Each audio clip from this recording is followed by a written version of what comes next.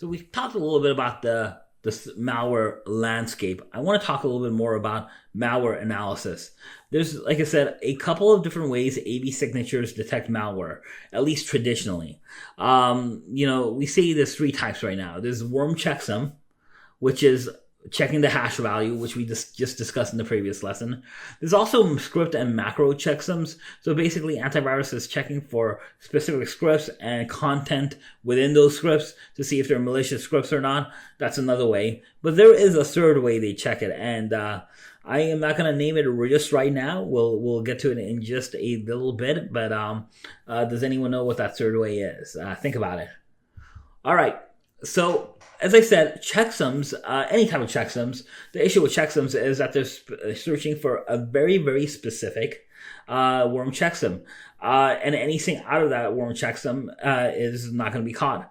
Viruses these days are becoming polymorphic in a variety of different ways. They're using encryption and self-decrypting methods, so you can't actually do a worm checksum. It changes, that's the nature of encryptions. Malware authors are adding things like NOPs or, which is basically space in code, extra code that doesn't really do anything. They're replacing some lines of code. They're actually changing maybe how an instruction works, maybe just by, programming it in a little different technique.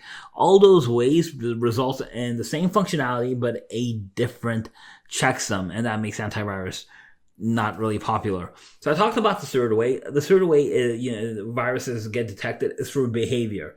Now that can be a pretty large, like a large can of worms, because there's all sorts of behavior. We can talk about anomalous behavior. We can talk about coding behavior. We can talk about coding sets and how they deviate from expected clean sets. That's kind of getting into machine learning. So machine learning is a type of behavior type check, a little more complex than regular behavior. But the third way normally we say is behavior, but these days, sometimes people kind of a little more granular. They go, well, no, we can have worm checksums. We can have smart signatures, which are behavioral trees. We can have artificial intelligence and machine learning. But all those things in a very big umbrella just come down to behavior as well.